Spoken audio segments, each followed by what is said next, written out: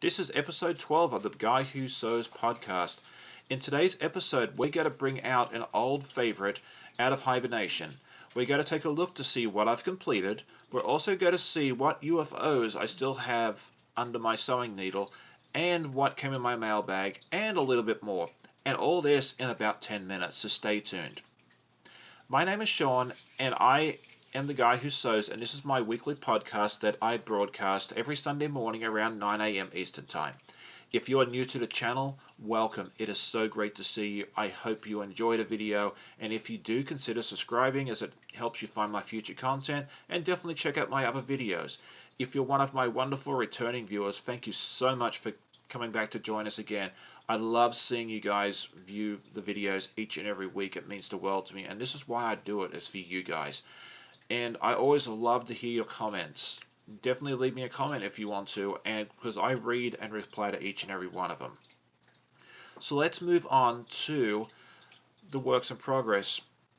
The first one I want to show you is the one that I'm bringing out of hibernation. It's an old favorite. We've talked about it a bunch, but we haven't talked about it in a few weeks. Our good friend, the bear paw quilt.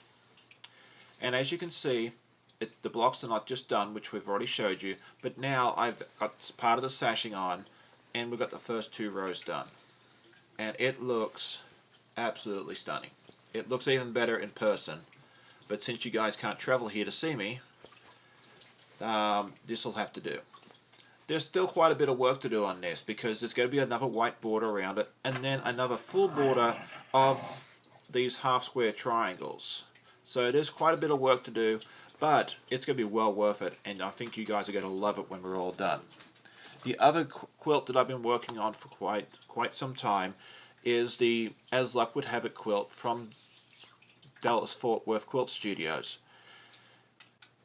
The last clue for that came out on Monday, and the finished product looks absolutely stunning for those that finished it, which was not me. Mine still have several blocks to make. Didn't get a chance to touch it this week because I was focused on some other projects, which we'll talk about in a little bit. But I do hope to get to that again very, very soon. So that wraps up my works in progress, or UFOs, whichever you want to call it. So let's take a quick look at the week in review. This is just a quick short video I do every week, just to give you a behind the scene on what I get done during the week. So here you go.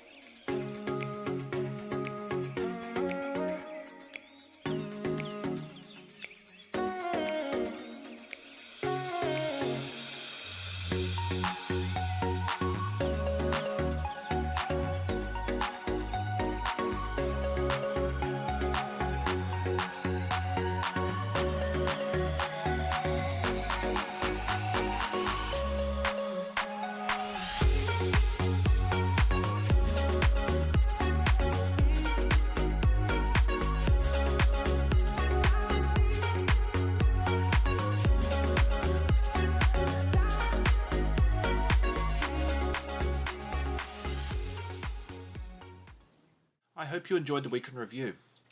Let's move on to finished projects. I have a finished project. I love that I have a finished project. As you guys that have been watching for a while may have seen, I was on the Sobeka Charm Pack Challenge a few weeks ago. And if you haven't checked that out yet, the link for that is in the description. But it was where myself and 6 other content creators here on YouTube were invited to bring along a charm pack and up to 2 yards of a fabric and make a quilt. And it's just fantastic to see what 7 different people did with this. So many of them have finished, and they've posted photos on the Sobeka page, so definitely check that out if you haven't had a chance to. And I'm excited to say that I am done with my quilt top as well.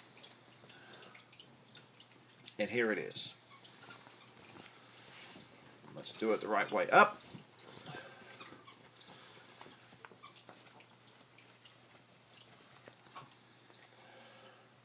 I mean, I love all the bright colors. I mean, I just think it turned out absolutely stunning.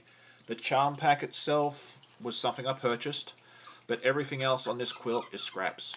It's from other projects and so forth, and I just love that. I mean, I know some people don't like using scraps and some do. I say it's personal preference and you do you. I love the challenge of using scraps, so this to me was a bunch of fun to do. So that is my completed project, and you may have seen some of the other stuff that I made for the school play in the Week in Review video as well, and I consider those completed projects even though they weren't necessarily quilts. So let's talk about what came in the mail this week. This was exciting. Sometimes I get one or two things, but this week it just seemed like come from everywhere. So on Monday I finally received my package from our friends at Cotton Cuts. I signed up for the mystery quilt, puzzle quilt, back in December. They shipped out the first clue in February, and there was 83 unlucky souls whose package went missing. It did not show up on tracking or anything else like that, and I was one of them. But, you know, there's more important things to worry about, so I was just like, you know, it'll show up eventually. But it didn't. We don't know if it went, you know, got abducted by a UFO, or if it's in a ravine, or what happened to it.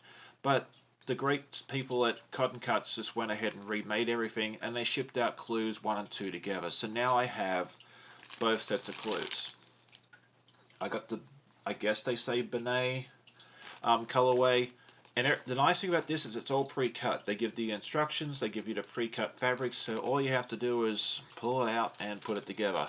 I probably won't touch this for a week or two at least, because I want to get the bear paw quilt done and so forth first, because this is a monthly thing where they send you a new clue every month, and we're not going to be assembling the whole quilt together. We'll do the quilt blocks each month, but the whole thing doesn't go together until November, so if I don't get to it for a little while, I'm not that concerned. The next thing that arrived was a purchase I got from our friends at So Yeah in Las Vegas, and it is some dinosaur fabric. I mean, every young boy loves dinosaurs, so when I saw this I was like, you know, I don't know what I'm going to do with it, but I want to get it. And so the 6 fat quarters,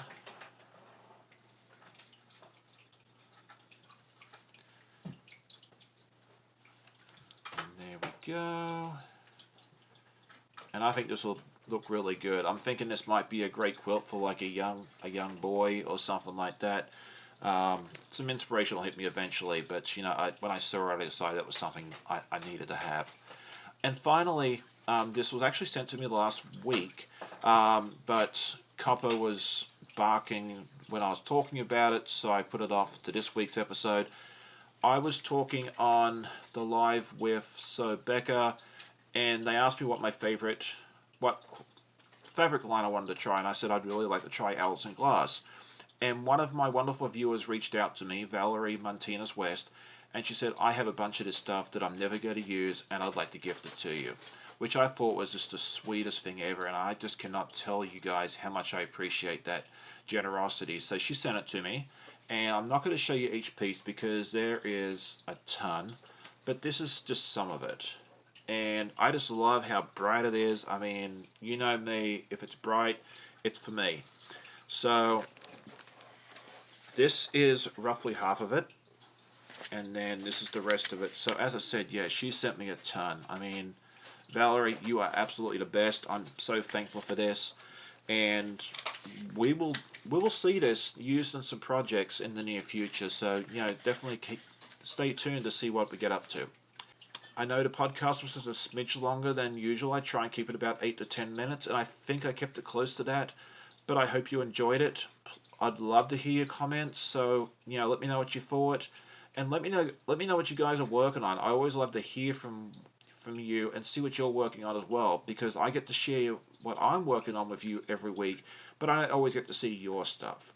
So I hope you all have a great week. I hope you get to sew as much as you want, and we'll see you all again next Sunday morning. Have a great week. Bye.